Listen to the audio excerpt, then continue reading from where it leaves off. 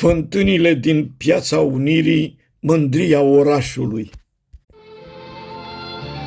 În septembrie 2018, în București, s-a inaugurat printr-un spectacol grandios apariția fântânilor din Piața Unirii. Deasupra fântânii principale au fost proiectate holograme mișcătoare care i-au încântat pe cei prezenți.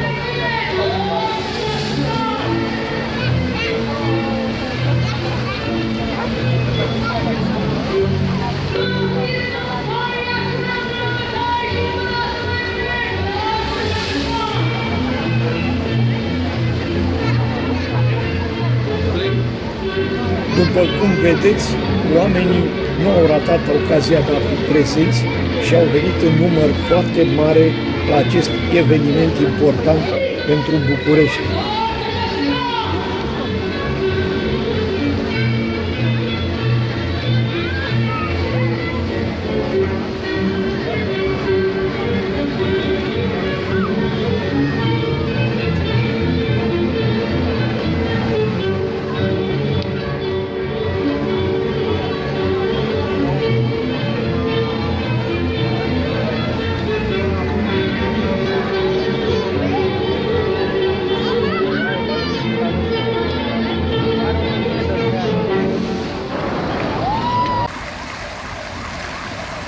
În așteptarea unui spectacol inedit la Piața Unirii.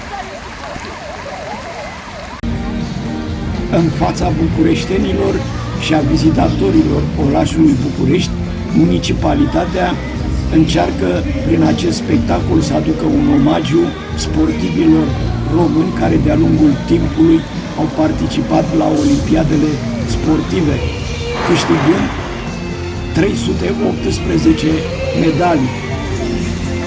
Chiar și anul acesta, sportivii români au obținut la Paris 9 medalii, ocupând un loc meritoriu în clasamentul pe națiuni.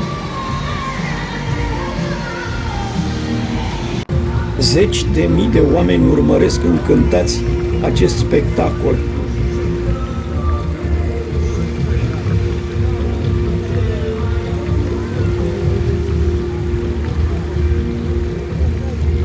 O formație de drone va reprezenta pe cerul Bucureștiului imagini care reprezintă disciplinele sportive care se practică la Olimpiade.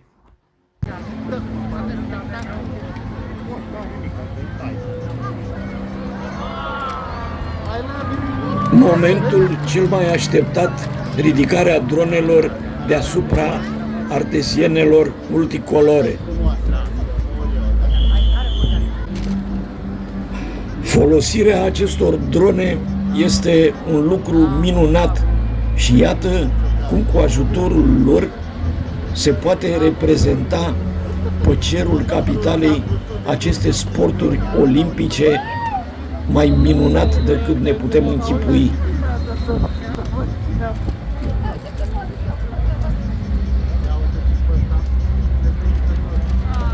Dar reprezintă sporturile.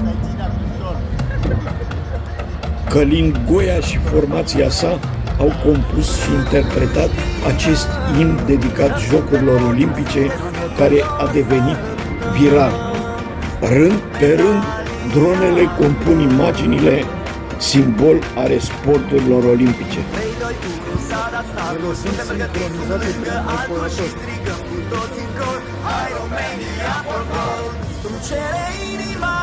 Acest imn al formației Voltaj a însoțit și echipa națională de fotbal în ultima perioadă.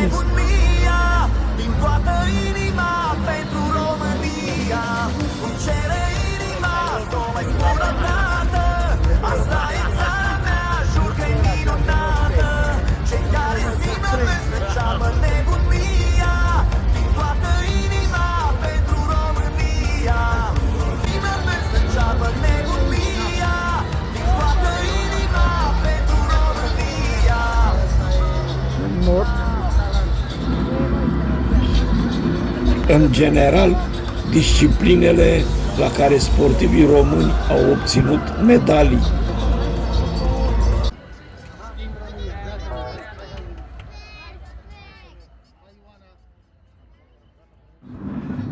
Nu este un lucru singular, această tehnică este folosită peste tot în lume la fel și fel de evenimente.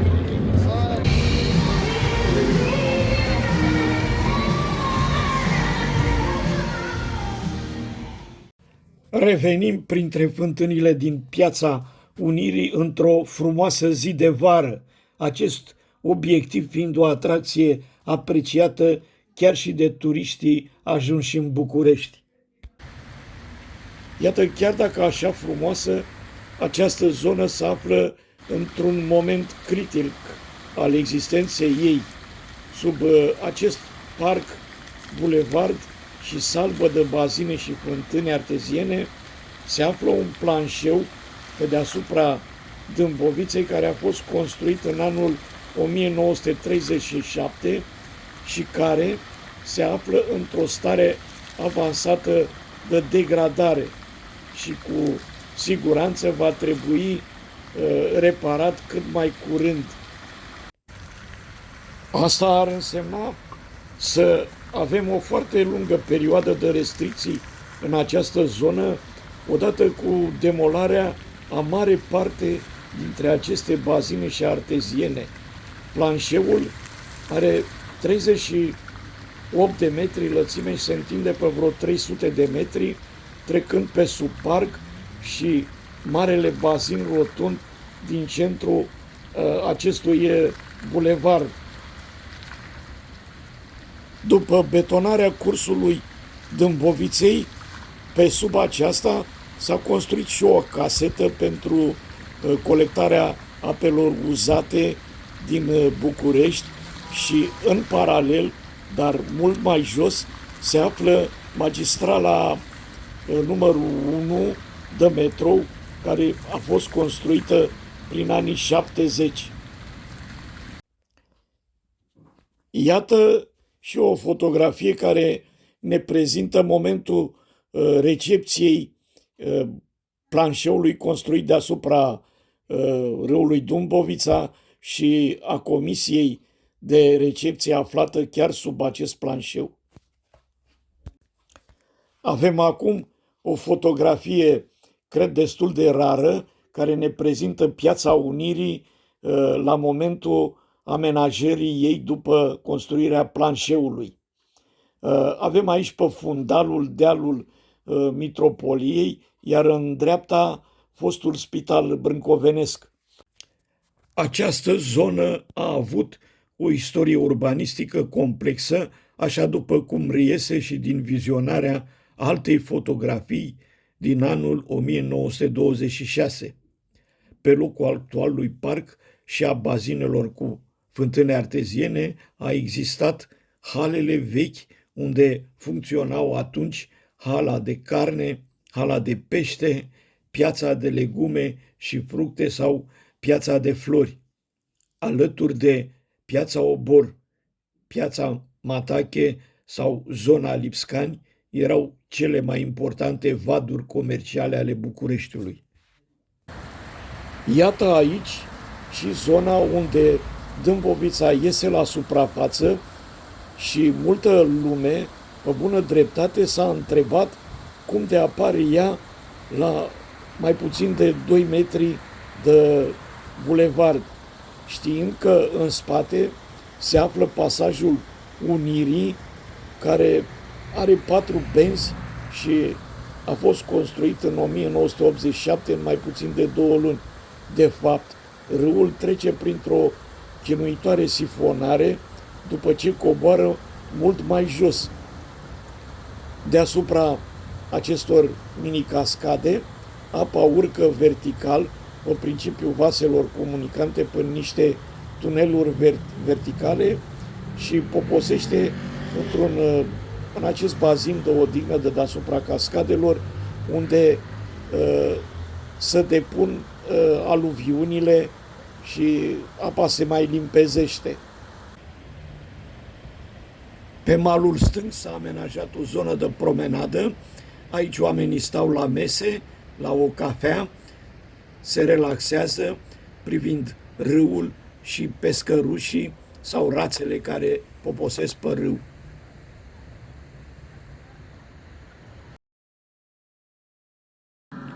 Avem aici și noua Bibliotecă Națională, construită înainte de 89, odată cu bulevardul Victoria Socialismului, botezat așa, după cum erau indicațiile lui Ceaușescu.